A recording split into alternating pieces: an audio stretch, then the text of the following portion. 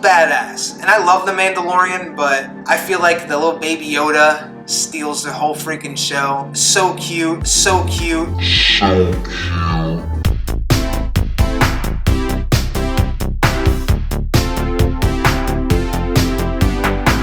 Hey everybody, and welcome to the J-Pop channel. Now if you're new to the J-Pop channel, this channel is all about movies, TV, pop culture, nerd culture, everything that I'm passionate about that I hope you're passionate about too. Now this past week has been really exciting for a number of things. One, I got this awesome new mustache for Movember, and two, because Disney Plus just arrived on November 12th, this past Tuesday. I for one am extremely excited about it. And with Disney Plus, you not only get a ton of the old titles from Disney, but you're gonna get a ton of new, exciting, original content, and one of those titles, of course, is The Mandalorian, Star Wars' first ever live-action series. Now, I've reviewed The Mandalorian trailer on this channel before, so if you want to take a look at that, check it out right up here. So I figured since it was the launch week of Disney Plus, and I've already seen both of the first two episodes of Mandalorian, that we would talk about it, and I would let you know what I thought of the first two episodes of the brand new Star Wars live-action TV show. But before we get started, guys, if you haven't already seen The Mandalorian, go pause this video right now, check out those episodes, and come back right afterwards because we're gonna spoil a bunch of things right here, and I don't want to ruin it for anybody. Now, with the first episode, we kind of got a feeling of what the tone of this show is gonna be like from the trailer. The episode starts off with The Mandalorian on a kind of icy snow planet, not unlike Hoth, and he's tracking down a bounty. The first scene takes place kind of like in a pub, in like a space pub, a cantina, and we don't know exactly who the bounty is yet, but if you know these type of shows and movies, you kind of get a feeling it's going to be the blue character who's kind of like flaunting his money a little bit, and there's a whole group of like tough guys coming after him. Basically, the scene erupts in a huge bar fight where the Mandalorian takes out a bunch of these guys and takes his bounty with him, and it basically sets a tone where the show is going to be kind of like a Western feel to it, which I'm all for. I think it was a wonderful scene, and along with that, this is the first time you really get to see what the show is going to look like, and it is shot beautifully. Just like I said about it in my reaction to the trailer, it looks just like the movies, if not better in some of the movies. So from there, we get a little bit of a cameo from Brian Posehn. The Mandalorian gets an escort for him and his bounty back to his ship, and when they get back to their ship, Brian Posehn's land speeder gets swallowed up by an animal under the ice, and we get kind of another exciting scene in that episode. So already, like, maybe not even 10 minutes into the episode, we're getting two really exciting sequences where the Mandalorian is showing what his skills are, which is very important because you got to know this character right from the get-go and understand what his capabilities are to really get a sense of what the character is like. So we're back on the ship, and the bounty, played by Horatio Sands, is basically trying to weasel himself out of there, trying to find an escape route, and this is where kind of the Mandalorian, you know, sets a trap for him and freezes him in carbonite. And this is a really exciting scene for a Star Wars fan because I don't know of any other scene in any of the films or the TV shows that I know of that they use carbonite, and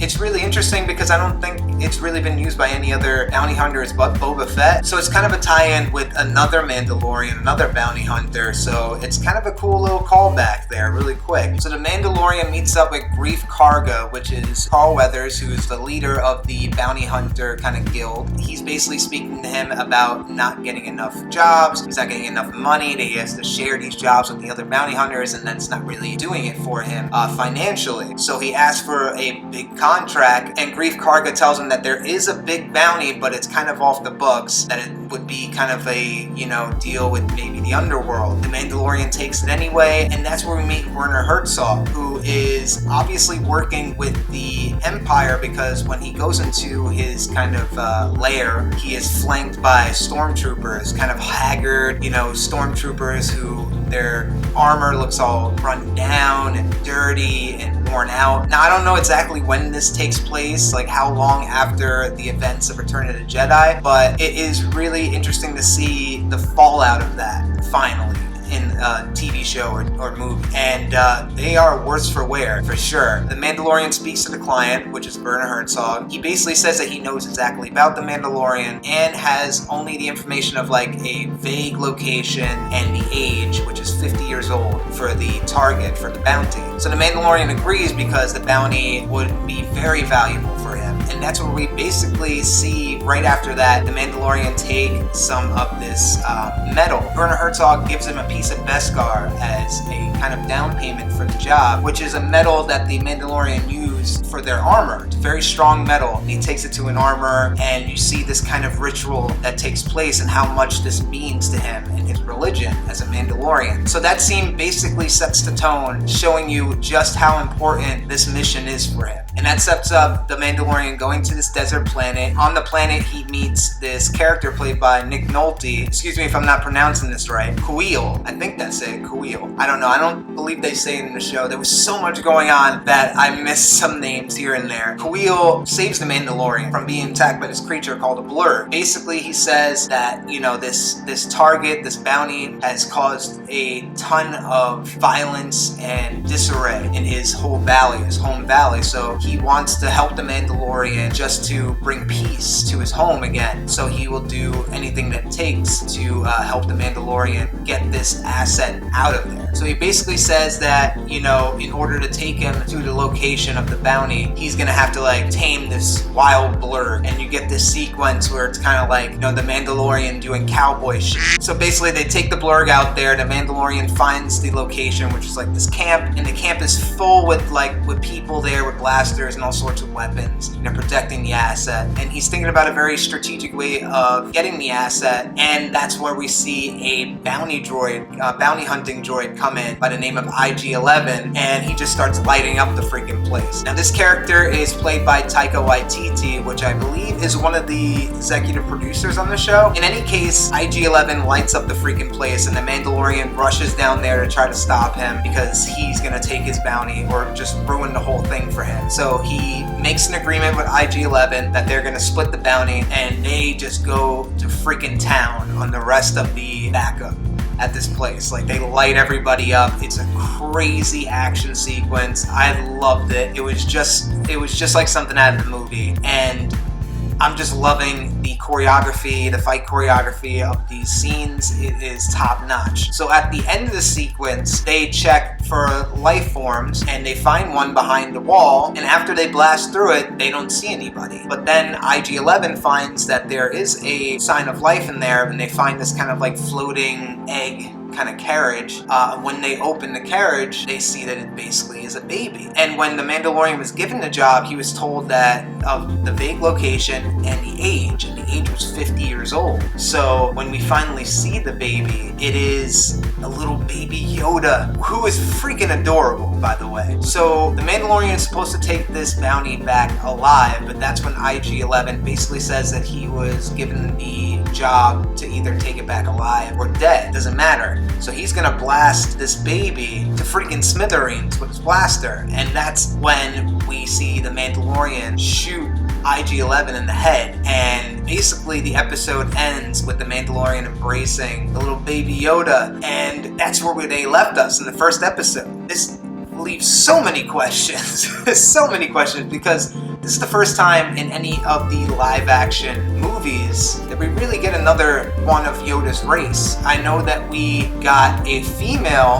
who was the same race as Yoda in the Jedi Council, I believe in episode 1. And she was never really talked about too much. I forget her name, but there is some backstory here and there. Not too much information. And just about Yoda's species in general, we haven't gotten any confirmation about that. So we really don't have very much information at all about this race. The only thing that we can kind of theorize is that this race is very small, and they are possibly more receptive to the Force, more Force sensitive, or all Force sensitive. And that would make this bounty a huge, valuable asset. So it makes sense that, you know, the remainder of the Empire is looking for it. And this made my mind go crazy. But what a wonderful ending to the first episode, and I was so glad that the second episode premiered on Friday, and I didn't have to wait for a full week for another episode, because my god, that first episode was so good. And that brings me to the second episode of The Mandalorian, and this episode starts off right where the first one left off. The Mandalorian is escorting little baby Yoda back to his ship, and he gets ambushed by some mercenaries who kind of look like Boss, like I talked about in the Mandalorian trailer reaction that I did. And they didn't really put up much of a fight, but they do wound the Mandalorian a little bit. So we cut to him later, hours later, and he's trying to mend his wounds, and the little baby Yoda keeps seeing how his savior is hurt, and he wants to help him. He keeps coming over to him, getting out of his little floating baby bassinet thing, and really cute, tries to come and possibly heal him, and the Mandalorian just keeps picking him up and bringing him back, not knowing what he's doing. But us as an audience know that this race, from what we know, is very force sensitive, and he has some powers. He can probably help the Mandalorian a little bit, but he doesn't know this. So we cut to him finally getting back to his ship, and that's where he sees a group of Jawas just taking apart his whole ship. And I was actually really excited to see Jawas. I always thought they were pretty fun characters to kind of play around with, and this episode was no exception. They went deep with the Jawas in this episode. The Mandalorian starts lighting him up with his rifle, and by the way, his rifle is dope. A friend of mine named Mike pointed out on Facebook that the rifle looked a lot like Boba Fett's rifle in his first appearance in the holiday special, and I completely agree, and I think that is exactly what they're going for here. So real quick tangent about that, that's freaking dope. Anyway, he starts lighting up a few of them, disintegrating them. There's little Jawa robes flying in the freaking air, and they go running, but the Mandalorian is tracking him down because he needs his pieces for his ship. He's climbing up there. We have a really great action sequence again. So he's hanging on the side of the sandcrawler, and they're throwing crap at him, and they're trying to shock him. He's throwing them out of the freaking little windows and everything. It's crazy. It's a great sequence. And then when he finally gets to the top of it, they light him up, they shock the crap out of him, and he just goes falling right in his ass off of the sand crawler, and he's out of it. When he comes to, he sees that they're way gone, and the Mandalorian knows his shit out of luck, so he goes back to Kuil and tries to find some help from him, since he's already helped him out. And he basically tells the Mandalorian that he can possibly help him facilitate some kind of trade with the Jawas. So the next day they all go there and they try to trade with the Jawas, and the Jawas try to trade with him over his best car armor, and they try to trade with him over the little baby Yoda. Obviously both are no-goes, so he says they have to trade with them over something else, and that's when they say that they need the egg. At this point I'm like, what the hell are they talking about? So when they finally get to the destination, it looks like the Mandalorian has to go into this little cave to get an egg. So when he's in there, he encounters this big freaking space rhino creature, which I believe was called a mudhorn, and this mudhorn is f***ing up. This mudhorn is f***ing up the Mandalorian. So he's getting his ass handed to him, and it looks like he's gonna die. His rifle was thrown away, his blaster was thrown away, his flamethrower on his gauntlets didn't work, so he's down to his little knife, and he's ready to just like call it quits and die fighting. And that's when the most amazing freaking thing happened in the episode. Little baby Yoda stops the freaking mudhorn, reaches his little hand out and stops the mudhorn using the Force. And we all saw it coming. I know I did, but when it happened, it gave me goosebumps. It really did. So we finally have a confirmation that this baby is Force sensitive, and it's really exciting because now we know for sure why this baby is so valuable and why this baby is such a sought after bounty and asset. So he gets saved by the baby long enough to stab the freaking mudhorn in the neck. So he trades this hairy egg for his parts. The Mandalorian, the baby, and Kuil go back to his ship, and they fix it up in a nice little, montage. Who doesn't love a montage? And basically he parts ways with Kuil. First he offers Kuil some money for his help, which he doesn't take, and then he offers him a job because he can use a guy like him, and he also doesn't take that, and they kind of nicely part ways. And it was sad because I really enjoyed this character. This character, if you watch the show, reminds you a lot of an old Star Wars. Like, it had a fully animated face, old school animation, animatronics. It was dope. Like the character just felt like classic Star Wars. And a lot of the show felt like classic Star Wars. And it's sad that we're not gonna probably get more of the character, but I'm gonna hold out hope that we do. Hopefully we get more characters like that. But basically, they say goodbye and the Mandalorian rides off. The baby's been passed out this whole time, by the way. After he saved the Mandalorian who's in the forest, he passed out. And then while he's flying away, the baby finally wakes up, and that's credits. And basically what I got from this first episode and the second episode, especially the second episode, is that I feel like this show is going to be like a Western, but also it's going to have a lot of lone wolf and cub kind of feeling to it, which is awesome. I know that they did that in Logan, and that was extremely effective, and I feel like that can really work in this case too. I feel like this subject matter lends itself almost a little bit better to the lone wolf and cub type of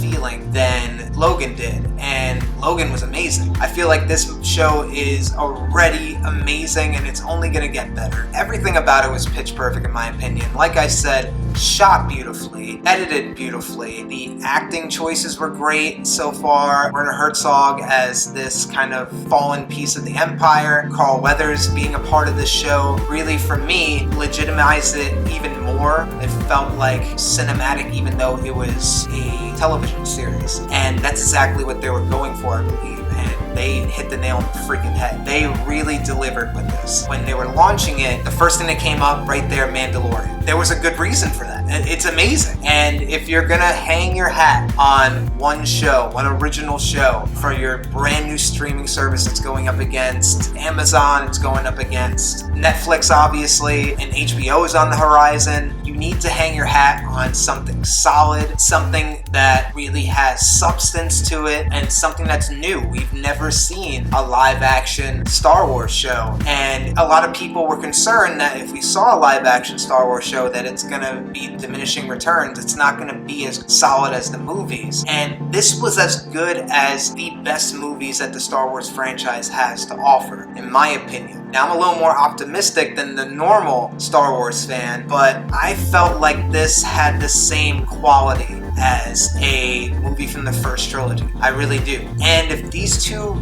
episodes are any indication of what the rest of the series is going to be like, at least the rest of the season is going to be like, I am really confident that they were going to knock it out of the park with this one, that they came with the heat, and that the rest of their live action original series are gonna be on the same level. And if that's the case, then I am so happy that I've already paid for 3 years of Disney Plus, because this is exactly what I was hoping for, and Disney Plus delivered. So if you are on the fence about Disney Plus and you are a Star Wars fan, or a fan of science fiction, a fan of action adventure, if you're just a fan of quality television shows, period, watch this show. Try out Disney Plus, at least for a month. It's only $6.99. If you don't like it, you know what? Leave it after this. But at least keep it long enough to watch the show. Because I think that everybody, at least everybody that I've seen so far, loves it. And I think that everybody that will see it from here on out is going to love it. And I don't think the quality is going anywhere but up from this moment on. Whew! That was dope. That was so dope. I was so excited. I can't wait. Like, I'm excited for every Friday from here on out, because I know that I'm gonna get another one of these episodes. I want more Baby Yoda so freaking bad. I thought I was just gonna love the Mandalorian. Like, from that first scene in the bar in that like little cantina where he's taking out that group of thugs, and like he freaking drags one through like a closing door where he gets like cut in half. That was awesome. It was badass. And I love the Mandalorian, but I feel like the little Baby Yoda steals the whole freaking show. So cute, so cute. So cute. Half of the performance is a little tiny puppet, and I love real effects like that. It brings a realness to the show, and when the show is all taking place in space and with a bunch of alien creatures, any sense of realness you can bring to it, like the character Kuil and the puppet for Baby Yoda, any kind of sense of realness where you feel like you can touch and feel something and you're like, you can be in that universe and in that world, then I'm all for it. And I think that they really hit the nail on the head with this one, guys. Jon Favreau,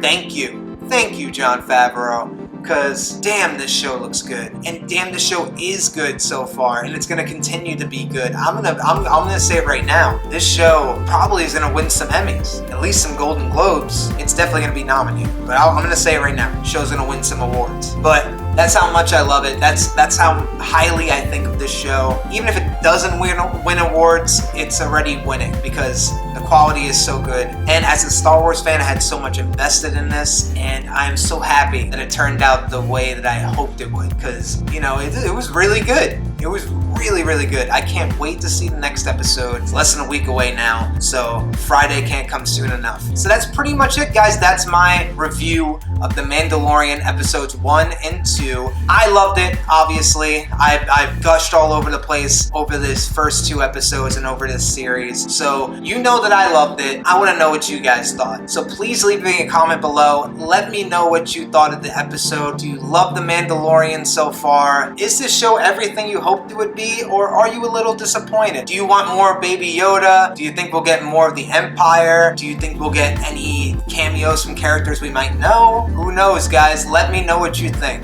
And guys, if you like this video and you haven't already subscribed to my channel, go ahead down there, hit subscribe, and hit the little bell icon to stay up to date with all new videos on my channel. Be sure to give me a thumbs up and let me know that you enjoyed it. And if you want even more content from me, go over to my Instagram at JPopChannel. I'll finally be announcing my 100 subscriber giveaway. And let me tell you, if you love Disney, you will love this giveaway. It's a really good one. So be sure to go to my Instagram at JPopChannel and find out all about that. So I hope you guys enjoyed the video. And until next time, guys, I've been Jay. This has been the JPop Channel, and I hope to see you again soon. Bye-bye.